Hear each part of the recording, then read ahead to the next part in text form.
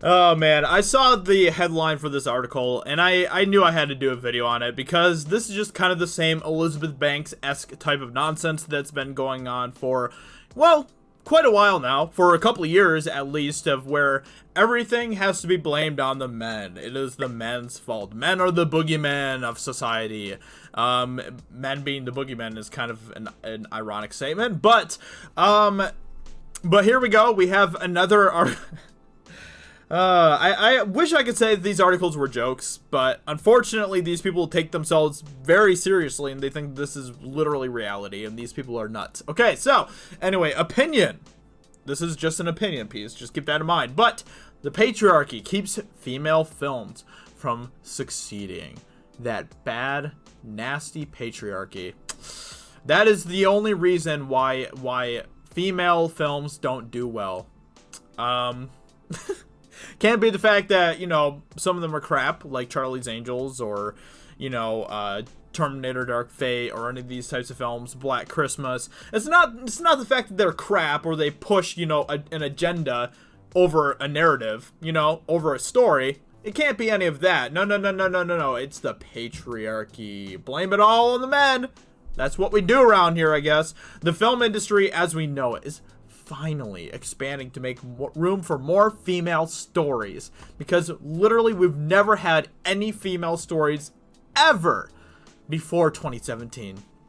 Several of these stories for women and about women were released this year. Several? There was quite a few. Some of these films, like Captain Marvel and Frozen 2, made more than $1 billion each. However, there are several films by female directors and screenwriters, especially those of color, that are either unknown or are famous for absolutely tanking in the box office. This person actually uses Charlie's Angels as an example. That's pretty great. One example of these films is Charlie's Angels, which is an absolute masterpiece. Do you know why? Because it was made by a woman and it stars women. Therefore, it is automatically a masterpiece and should be watched by every single breathing person across the globe. Angels had a lot going for it. Did it? Really? But still had an abysmal opening weekend, only making approximately $8 million, which, I love seeing that to this day. Because that movie absolutely deserved that. That movie absolutely deserved tank in the box office. Do you know why? It has nothing to do with the fact that it has a female, leading cast in it, or it was directed by a woman. It's what Elizabeth Banks was saying up to the release of the movie. It was everything, the entire narrative that she was building her movie on, the entire political agenda-driven narrative was the reason why that movie deserved to fail. And it deserved every single moment of its failure. Like I said, nothing to do with the women. You know, if that movie had come out and they had just, focused on trying to kind of take more of the Wonder Woman approach, where they were like, you know what? Yeah, we have a female cast, it's directed by a woman, but we aren't going to push any sort of agenda with that. We're just going to try to tell a good story. I would have been totally fine to go see that movie and, support that movie and all of that type of stuff. But that is not the direction they took. They did not decide to take the Wonder Woman direction or the Alita Battle Angel direction. They decided to go the woke direction, the female Ghostbusters, the Ghostbusters 2016 direction, I guess you could say. That is the direction that they decided to go with that movie, and it backfired. It completely blew up in their faces, rightfully so.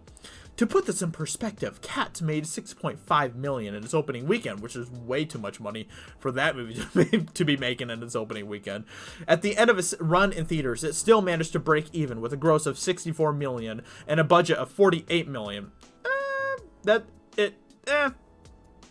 Yeah, that's not actually breaking even. In order for Charlie's Angels to break even, it would have had to make around $100 million, maybe like $90 million.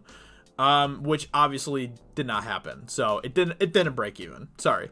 You obviously don't know how money works in Hollywood. So as someone who appreciates film a great deal, I thought Charlie's Angels was so good that I saw it twice. That's pretty sad. The film was funny, full of entertaining action, and had a very solid narrative. I never thought it would be winning any Oscars, but it was very fun to watch.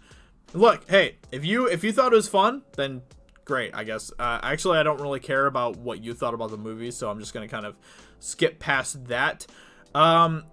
All right, so here we go. Here is where we start getting to where it's the men's problem, right? I read numerous reviews trying to figure out what was lacking and have found that each individual reviewer had a different bone to pick. Some people didn't like the script. Some people felt the casting was wrong. Some people didn't think the action sequences or the jokes were good. There were two common points that were very discouraging. Some expressed this movie couldn't outdo the original movie in 2000, which I don't know why that is discouraging, because it's probably 100% true. And some expressed they didn't appreciate all the feminist content. The feminist content they're referring to includes women being exhausted with sexist male employers, numerous male villains, and several other female empowerment tropes. Yeah, that's feminist content, all right. This outright proves the point that patriarchy steers audiences away from female stories. I am so freaking tired of this narrative. I am so over it. I am so done with it. We have so many examples coming out of movies that are both directed by women and star women that are doing very well. Wonder Woman is a great example of that. Directed by a woman, starred woman, did great. Did absolutely great. It's almost universally loved by everyone. That right there destroys your entire narrative. You can create a good movie that has a female lead that's directed by a woman, and it can do really well. The only thing you need to do is just keep your feminist BS out of it. That's not what we want. We don't want to be preached at about how terrible we are as men, okay? That's not what we're looking for. That's not what we're looking for when we want to go see movies that are, especially movies that star women and are directed by women, written by women. That's not what we want to see when we go see those movies. And when you give that type of crap to us, that's going to turn off a huge demographic of males, and rightfully so. Because we aren't there to be beaten over the head with your silliness. This is troubling for many reasons. Angels is not hitting audiences over the head with... This is literally what I just said. Angels is not hitting audiences over the head with feminist propaganda. Really? That's what Elizabeth Banks was saying she made this entire movie for, was to push the Me Too stuff and all that type of crap. The action simply follows a group of women who are good at their jobs and don't have love interests. Well, you probably just grow up, or you're probably just so inundated with, the preachiness of feminism that you don't even realize when it's more obscure than usual. Anyway, so she continues, blah, blah, blah. I'm assuming this is a woman. If not, oh, okay. So we got a male feminist here, really? Is this seriously a male feminist right here? All right, so never mind. It's not a woman. This article is apparently, I'm assuming, written by a male feminist, saying that it's an Alex going on here. So that's great. Oh, this entire thing is just a joke, man. It's so bad.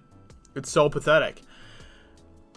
Anyway, so the successful films above already had a guaranteed fan base. While Captain Marvel does have feminist themes, its affiliation with Marvel, which, by the way, the whole box office numbers for Captain Marvel are still a little bit questionable, because Disney, as we all know, as we've come to realize, likes to do a lot of dirty stuff behind the scenes, and obviously we don't have any solid proof or evidence about this, but I highly believe in the theory that the numbers for Captain Marvel were tampered with in some way, which, by the way, is exactly what we're seeing right now with Rise of Skywalker on Rotten Tomatoes, with the fact that its point let me check here. Has Rise of Skywalker's audience score moved at all since or is this still at 86%?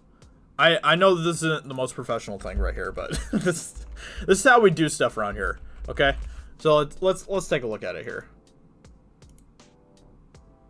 86% right there. Still 86%. Wow. How? It's at 87,000 reviews, and that number right there has not budged since like 7,000 reviews. How?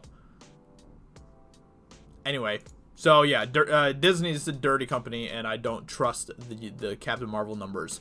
Anyway, so this whole thing is just ridiculous.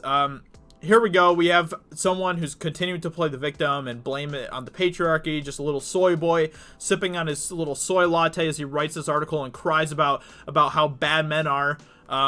You know, great job on that. Whatever the reason for the lack of success of female-led films, there is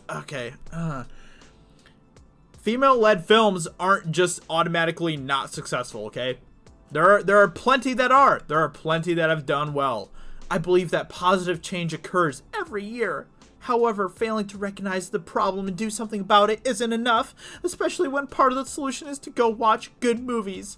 Despite my frustrations, Captain Marvel, Frozen 2, and Little Women are huge successes. And plenty of movies before those as well.